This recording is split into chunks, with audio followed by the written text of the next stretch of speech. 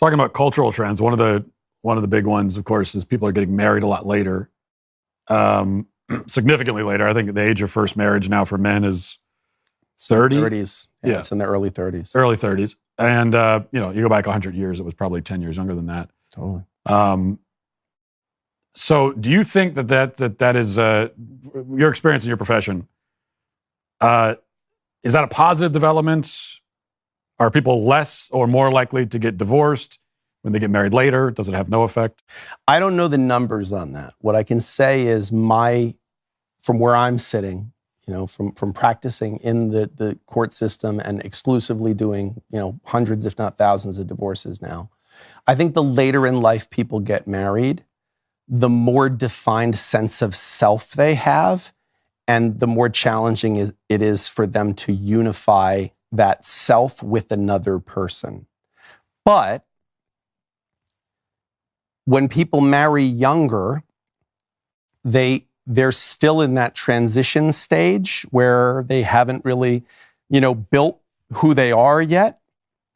And so it presents a different, unique kind of challenges. Now, again, I think there's a change in when people have children too. People used to just get married and you'd have kids. I remember my grandmother saying, because my then wife and I, we were married for 2 months and she got pregnant with our son. And I remember people would do the math, they would be I'd be seeing them say, oh, when did you get married? And when is she due? And we've been engaged for 2 years.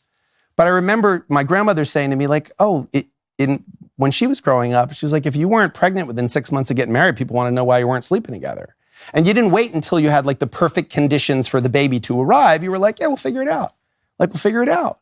And that was part of what built the bond between the two of you, was overcoming that adversity together and that challenge together. We had nothing when we met each other, and now we've built the things that we have. So I think that there is something lost in getting married later in life, both that you don't have as many opportunities to grow together and endure together through challenging times, and also because you have such a defined sense of self that becomes more and more solidified, a routine that's more and more solidified.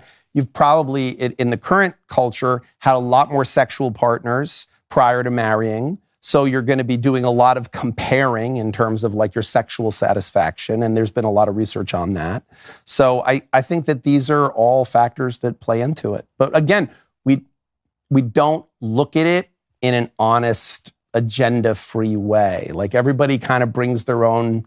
They look at the same set of data and go, oh, this proves that men suck. Oh, no, it proves that women suck. Oh, no, it proves that you should never get married. No, it proves you should get married much younger. And they're just taking the same data set and just all extrapolating from it.